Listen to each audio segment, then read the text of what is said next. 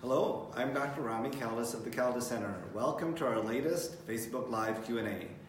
As many of you know, March is Endometriosis Awareness Month. So considering that, we will be discussing endometriosis. Endometriosis diagnosis and treatment are very important to us here at the Kaldas Center and to our patients. If you have questions, please comment on our Facebook Live feed below.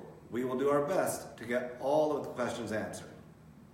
Before we begin, we need to remind you that we host these Q&A sessions for informational purposes only.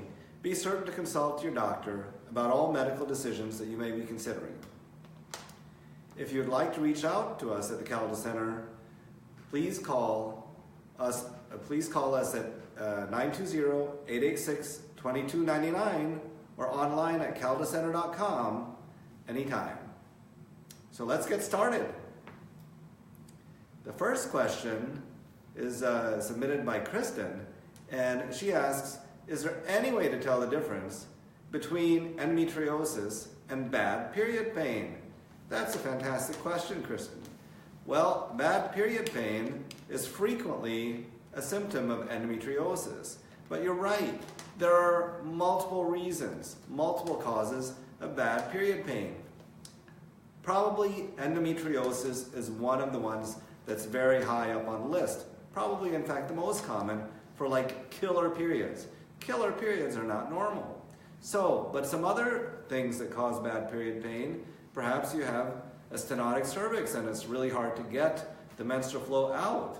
Or perhaps you have a uterine malformation where it's you're bleeding into your body rather than having it come out. Or it could be that you're having perhaps some kind of infection, and that can give you really nasty period pain. However, the bad period pain caused by those things may not cause the symptoms of endometriosis, or it may, but usually not. For example, endometriosis frequently is accompanied by pain with intercourse, and that is not necessarily the case for people who are just having bad period pain from another reason. It could be that with endometriosis you have diarrhea during your period. That may not be the case if you're having bad period pain caused by something else like an exuberant production of prostaglandins causing unusual spasm of the uterine muscle. So there is a way, but I think it would be really hard for an individual to tell the difference between the two. But with a good clinical examination and a good history, an endometriosis specialist most certainly can give you a pretty good idea if it's endometriosis or it's something else. Thank you, Kristen. Can endometriosis grow after menopause is the next question, submitted by Lisa. Also, can all the chemicals in our food and plastics be causing endometriosis? This is a clued-in crowd. And so, yes, endometriosis can grow after menopause, especially if you're on hormone replacement therapy. So if you've never had excisional therapy, it's not going to grow probably unless you have a very high fat content in your body, and then you may have a relatively high circulating estrogen that continues to stimulate the endometriotic implants. But it's unusual. That said, you can have endometriosis implants that have caused a lot of scarring, and they have nerve fibers in them. And even when the endometriosis grows dormant, the pain doesn't go away. It's still there because you have all kinds of nerves scarred into this old endometriosis that has caused your organs to stick together, and so it can be a bad situation still after menopause. But usually it doesn't get worse, but it may not get a whole lot better. This is a challenge in when you have someone who has bad endometriosis and then they go through a surgery and they have a hysterectomy and remove the ovaries and they make the person menopausal, but they don't get rid of the endometriosis. Well, you know what? The person may have a lot of pain still because it wasn't dealt with, it wasn't excised, the adhesions were not taken care of.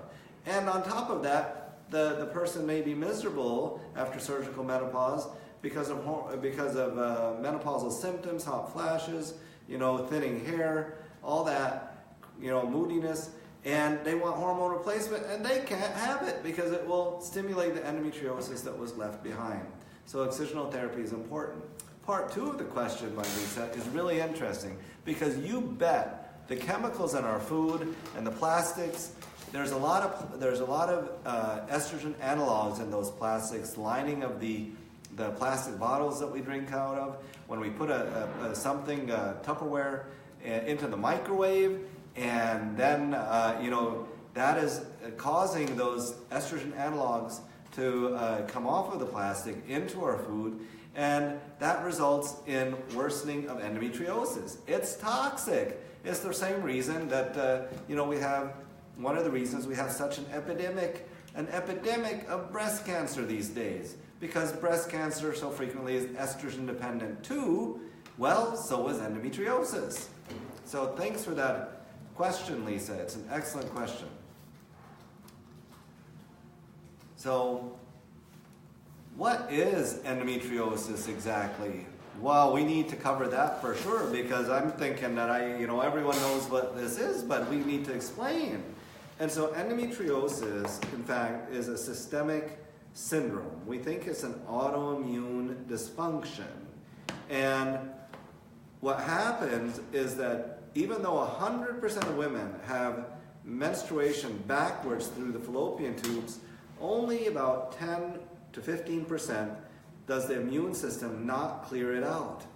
Then it takes up residence outside the uterus, and it causes all kinds of inflammation and scarring, and causes all kinds of grief in the forms of killer periods, severe pain with intercourse, and diarrhea with your periods, and it can cause you all kinds of bowel symptoms, or it may not cause any of those. It may just cause you not to be able to get pregnant because pregnancy is 50% reduced.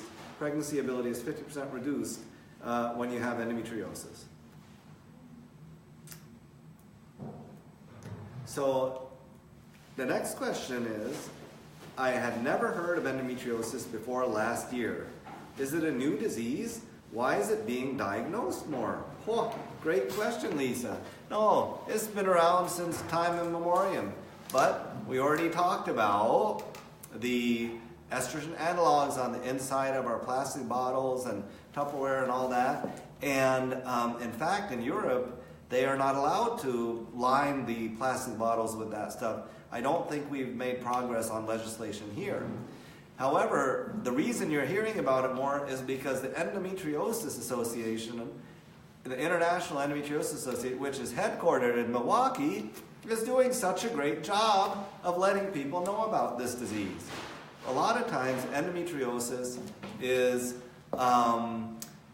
like a cancer that doesn't spread, and it just really starts growing on things inside the pelvis, inside the abdomen, and beyond. But it doesn't spread like a cancer, but it can be very much like that in the kind of pain it can cause, and the symptoms it can cause, and the surgical challenge that it presents. And that's why so few people know how to get rid of it. So the next question comes from Billy Joe. Can it grow in other organs such as the gallbladder, stomach, pancreas, or liver? Oh, you bet, Billy Joe, it sure can. In fact, I've had just amazing patients throughout the 26 years of doing this in discovering endometriosis in the thorax, next to the heart and the lungs. I've discovered it in the nose, and the person would have bloody noses every time they had a period. That was just one. It's been found in the brain. It's been found on every organ in the abdominal cavity.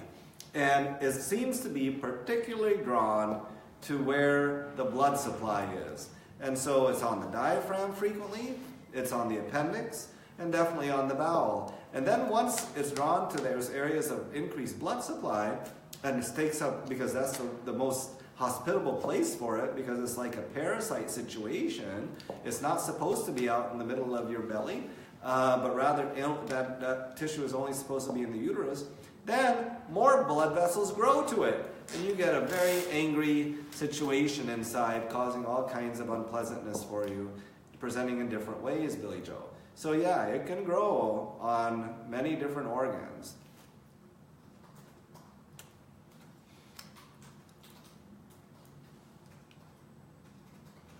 So, what happens if it's growing elsewhere? How do we discover it?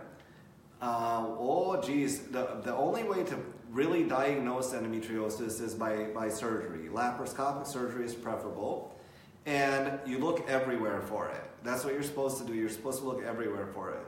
And then, if it's there, then you can treat it. You can excise it, which is really the only effective treatment. You can use medications like Lupron therapy or progesterone therapies and so on, or the contraceptive pill, but these will only suppress the endometriosis. They do not cure it.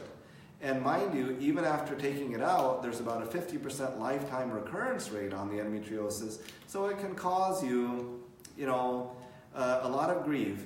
However, 50% of the time it doesn't ever come back, and in the meantime, after you take it out, it's a lot easier to get pregnant, with about 80% of people after treatment of endometriosis who have not been able to get pregnant for at least a year, becoming pregnant 80% of the time over the following year once it is properly excised. So, remember, if you'd like to reach out to the Kaldas Center, you can contact us online at kaldascenter.com or by calling 920-886-2299. And we can answer your questions in person. The next question comes from Danielle. Does endometriosis cause infertility? Most certainly it does. So we've already talked about reducing fertility by about 50%. And you might say, but wait, it's not blocking my tubes. Well, it's still causing a lot of inflammatory process inside the cavity, the abdomen and pelvis. And therefore, when you think about it, you have those big immune cells that are going to town in there then because of all this inflammation caused by endometriosis. And the egg and the sperm, which are each single cells, have a harder time getting together because the immune system is like gobbling them up. And so it's a difficult situation for getting pregnant when you have endometriosis. And I would say that is the presentation for half the patients with endometriosis who come to the Kaldas Center. They've been trying to get pregnant for over a year, over 3 years, over 10 years. And they have not been diagnosed, and they have not been treated. They may have seen 4 or 5 docs in those 10 years, but then it just takes knowing what you're looking for on history and clinical exam to get a good idea that this is what's going on, and then you can treat it and normalize fertility rates, essentially. So, my sister had surgery for her endometriosis. I have endo as well. Do I have to have surgery to remove it? Great question, Megan. You don't necessarily have to have surgery to remove it. If you are asymptomatic, you're not having bad bowel symptoms of diarrhea, you're not having bad bowel cramps, you're not having bad pain with intercourse, you're not having, killer periods, you just take an ibuprofen or 2 and you get through it just fine. You're not having very heavy periods that can be endometriosis of the wall of the uterus, then you don't have to take care of it. That said, if you don't do something to stop its progression, like being on a continuous contraceptive pill or the progesterone IUD that will prevent you from having periods most of the time, then it can progress to the point where it does become symptomatic, and then you'll need something done about it. On the other hand, people want to know, do I have it or don't I? And I want to preserve my fertility. Then I would say if we think you have it, it's a good idea to do surgical therapy in a lot of cases, because we don't want those tubes damaged. We don't want that lining of the pelvis, all scarred up from this endometriosis that may make it harder. Well, we know it makes it harder to become pregnant later on. So I would say it depends on the situation, and it depends on your short and long-term goals, whether it would be a good idea to remove it or not, Megan. And as you know, it's about a 7 to 10-fold increased risk of having endometriosis if your first degree relative, your mom or your sister has it. So right then and there, you've got a pretty good chance of having it before ever seeing any doctors at all, Megan. So, I have endometriosis is the next question submitted. I have endometriosis. I had surgery and had my ovarian tube removed. Also had to remove some bowel because it was stuck together. I had my first surgery in 2003. My periods are back and very heavy and lots of pain. What's my next option to resolve this? Oh, this is a challenging story, and it's something that we see over and over and over. So it depends on if you want to become pregnant or not. You obviously have the other tube and ovary, and I wish if you were quite young they hadn't taken out your tube and ovary. But what happens is it's difficult surgery to have the cyst of endometriosis removed from an ovary, and then frequently a doctor will be afraid that it's cancer when it's just an endometrioma with only about a 1 in 250 risk of cancer, and then they take out the whole kit and caboodle. So if you're done having children and you're having horrible pain, you may consider excisional therapy of the endometriosis as well as a hysterectomy to try to prevent it most effectively from coming back. That does not mean you have to have the other ovary removed and be in menopause. Obviously, if you want to become pregnant again, then it can be excise the endometriosis and whatever endometriomas you have in the remaining ovaries, so you can still get pregnant either the natural way or through assisted reproductive technologies, like injectable medications or oral medications with inseminations, or even in vitro. But you'd still be able to get pregnant somehow most of the time. And so the other option is if it's largely central pelvic pain, you can have the nerve plexus going to the central pelvis removed, and that has been shown by several studies to improve pain by 75% with your periods. However, it may start coming back after about a year. So it's mostly to buy time for someone who wants to keep their uterus, and that is totally reasonable to do by a qualified surgeon. That's not something you want to do. I should say a caveat. There are less than 100 surgeons that are recommended across the whole country to treat endometriosis effectively with excisional therapy, according to the Endometriosis Association. And be careful, because you'll end up with unnecessary organ removal and inadequate surgical treatment, even if you have a hysterectomy, unless you vet your doctors really well. So the next question is from Rachel. I have battled terrible period pain for most of my adult life. I've never been diagnosed with endometriosis. Besides the pain, what symptoms should I be aware of? Or that autoimmune dysfunction, Rachel. So, you have a 7-fold increased risk of having thyroid dysfunction, like low thyroid. You have 5-fold increased risk of rheumatoid arthritis. And so if your thyroid is off, or you're having chronic fatigue, or you're having diarrhea frequently with your periods, or before your period or after your period, or you're having pain with intercourse, or you're having just bad upset stomach frequently, then I would say that endometriosis must be in the differential diagnosis, okay? And it is not unusual. Let's say you go to a doctor and they say, I had a patient just today, brand new patient. One of my new patients, they came in and said, doctor, I was to see another doctor. No offense, most of your doctors are very well intentioned, but they just haven't committed themselves to understanding this disease. So this gal said, I have horrible period pain. I went off the pill a year and a half ago. My one child is 5 years old, and we haven't gotten pregnant, but most importantly, I just want to feel better because I'm on the bathroom floor for 2 days having my period. I can't leave the house. And the doctor said, that's normal because you're in your late 30s now, and that's normal for the late 30s. Then wrote a prescription for double-dose ibuprofen.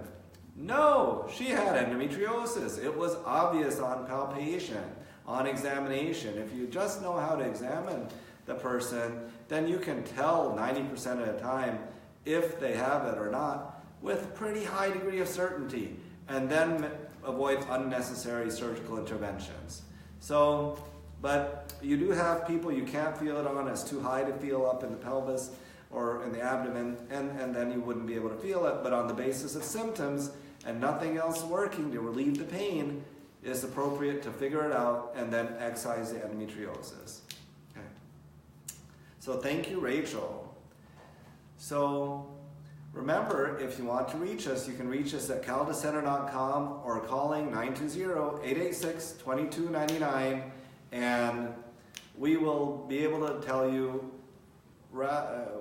quite honestly whether we can talk with you on the phone, whether you need to be visiting with us or not.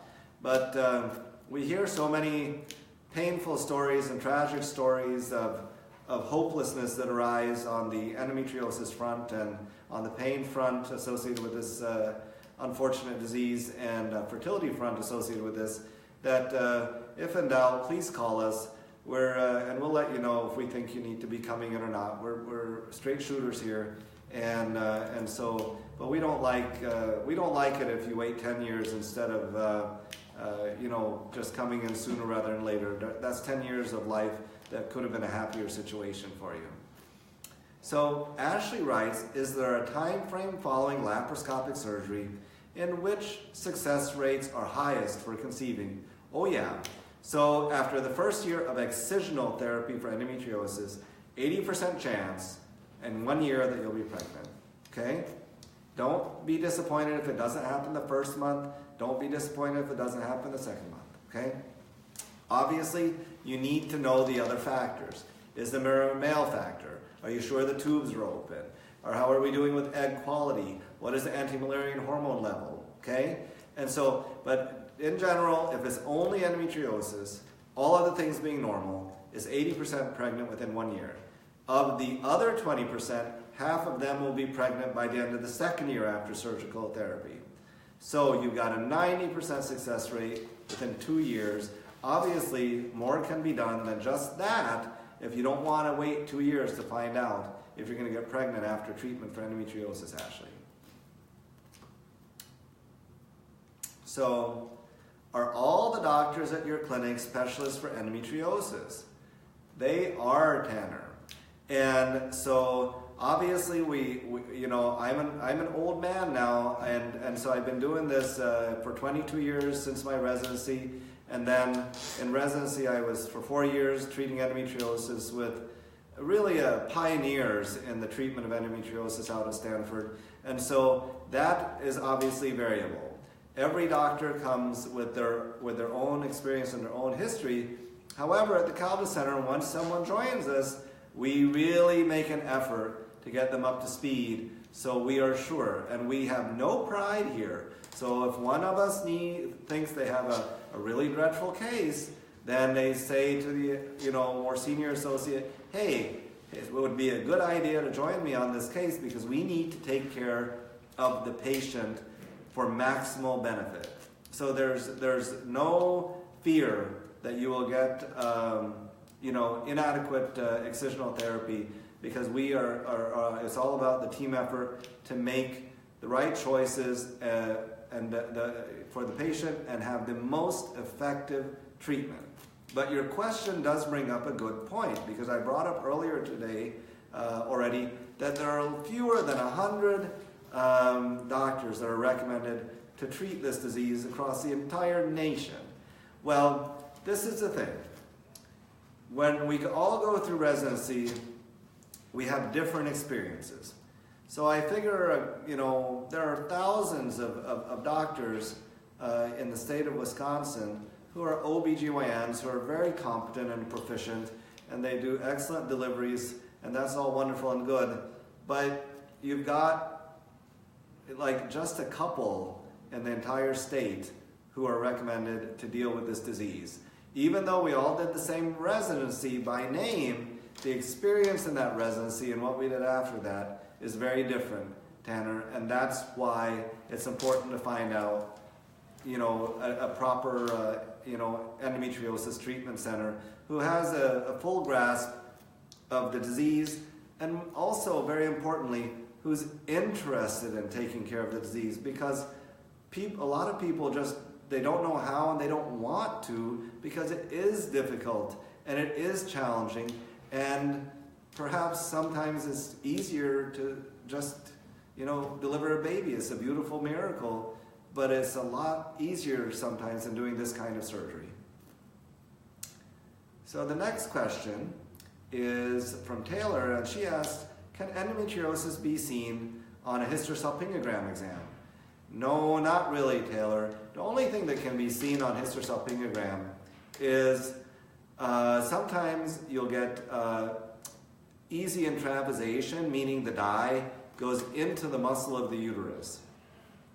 That implies that there are little microscopic tracts from the lining of the cavity of the uterus into the muscle, and that implies that the person has something called adenomyosis, which is a fancy word for simply saying endometriosis of the muscle of the uterus. And boy, that's an unpleasant thing to have, because when you have your period, you bleed into the muscle of the uterus, and then your uterus is like one angry big bruise of a muscle, and it's angry and it's cramping, and it's not going to let you ignore it. And you end up with that old blood that collects in the muscle of the uterus, then coming out as this brown, mucoid, sometimes malodorous stuff before or after your period.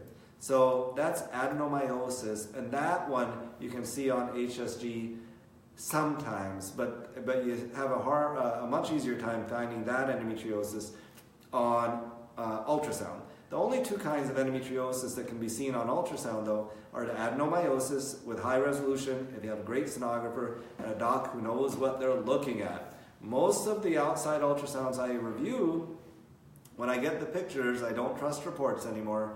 I've been burned too many times. They call it normal when it's anything but normal. And it's all borne out if I end up taking the patient for surgery, for a day surgery, and addressing the situation, or on uterine specimen. Very high detection rate if you know what you're looking for. And obviously endometriotic cysts in the ovaries can be seen, and most of the time you can tell exactly what they are with a high degree of certainty, not 100%, but a high degree of certainty, by looking at the ultrasound, knowing what you're looking at. It just takes someone who knows how to recognize the pattern, someone who deals with this disease all the time. So, thank you. How much higher are the chances of it coming back after ablation than excision? Stephanie, my gosh, Stephanie, ablation, unless it's like a really tiny lesion, doesn't do any good. Ablation is like the tip of the iceberg. And so what happens is doctors are frequently scared to actually cut it out, because they're worried they're going to injure your bowel, they're going to injure your ureter, they're going to injure your bladder. But the thing is, if you have endometriosis growing through the bowel and you have symptoms, then you know what? Maybe a wedge resection of the bowel is appropriate, and you should have someone who knows how to do that. And that will get rid of your symptoms. Nothing else will. Or someone who's gifted in laser laparoscopy who can shave it off if it's just on the surface. And so I would say that ablation simply is not very good treatment, and that's why the Lupron representatives, when they come and ask, how do you treat endometriosis? They want the doctor to say, well, I ablate it, I burn it. They say, well, you know what? The studies show Lupron will increase benefit if you take that for 6 months after surgery. They don't want to hear, well, I take it out, because then Lupron doesn't have any benefit, because you don't need it. You removed it. And so it's not even an issue of when it comes back, it's just that it was never removed. So what are the best treatment options after surgery for endometriosis? Brenda, Let me tell you what they are. It depends on what you want to do. If you want to become pregnant, then it's treated. You try to have someone become pregnant on their own, knowing exactly when ovulation happens on the basis of their cycle lengths, and you let them know when they should be having intercourse. Or doing fertility cycles, controlled ovarian stimulation with with inseminations or not, or timed intercourse. Or if you don't want to become pregnant, then the best treatment option is to simply prevent periods. That will prevent it from coming back. It will really slow the progression. And the way you prevent periods are either hormonal therapy, the continuous pill, continuous progesterone therapy, either orally or with a patch or with Mirena IUD. Get a lot of spotting if you do the depot though, and that might not go away about 31% of the time, even after 9 months. Or you can be pregnant to prevent periods, or you can be breastfeeding to prevent periods. And so you can do any of that if you're not necessarily trying to get pregnant. So, can you talk about the importance of pelvic floor physical therapy? And that's Natasha asking the question. Yes, Natasha, that is important, because what happens is once you have all this inflammation going on in the pelvis, and all that pain associated with intercourse or anything going in the vagina, and all that pain with bowel movements when you have endometriosis, your pelvic muscles think there's just no good down there. And you have about 30 pelvic muscles and they go into spasm. And just because you have a qualified surgeon, let's say you find a great surgeon, they know how to take it out, they take it out, they show your path report, and there's 10, 20, 30 excisional lesions of endometriosis. Gone. But you know what? Your body doesn't work that way. It needs to be retrained because it's still thinking, oh my gosh, I have pain, and I'm going to cramp up. And so with pelvic floor physical therapy, you can retrain those muscles that they're not going to be assaulted anymore, because the endometriosis is gone, and you can make slow and steady progress with pelvic floor physical therapy to get those muscles to relax and resolve that last bit of pain. It's not going to be a quick process. It's not going to be an easy process. However, it usually will succeed with commitment and with just a slow incremental process, 2 steps forward, 1 step back, to retrain those muscles with biofeedback and such. Oh my gosh, we are over time. I can't believe how quickly that went. Okay, so one more question. Ashley asks, is it more common with having multiple caesareans? Awesome question, Ashley. Endometriosis per se outside the uterus is not more common. But boy, is it more common in the wall of the uterus. Almost uniformly, I see lots of adenomyosis, the endometriosis in the muscle of the uterus, above the caesarean section scar, and sometimes it just grows and grows and grows in the front of the uterus there, that the entire front wall of the uterus is 2 or 3 times as thick as the back wall of the uterus, when they should be symmetric, because in the healing process, some of that endometriosis has grown into that uterine scar and migrated and grown into the entire front wall of the uterus. So in a way, endometriosis is more common if you've had a C-section. However, not the kind that's outside the uterus, the kind that's in the wall of the uterus. Thank you, Ashley. So I cannot believe it. That time went by so fast, and I've just been talking. Well, I wish that all of you could be sitting with me right here and we can just keep talking about this, for the next few hours, because this is what I do every day. This is what I do for fun. And so remember, if we didn't get to your question, we'll follow up with a message. And if you have any additional questions, we'd love to have them, because we're all about improving the quality of life for people who suffer from this disease and helping them achieve their goals, to have a family, to get rid of the pain, to whatever your goal is. You just don't need to suffer, and you don't need to lose hope. This is a totally manageable disease, but it needs to be managed, both short-term for the lesions that endometriosis exhibits, but also long-term, and the psychological component of it. All of that needs to be looked at as a whole, because a person is not a part. They're the sum of the parts, and physical, psychological, emotional, mental, all of it, and endometriosis feeds into all of that. So that's the way we approach it at the Kaldas Center, okay? Thank you very much for joining us. We will get together again soon. Keep an eye on Facebook for our next question and answer session. You guys have a good night.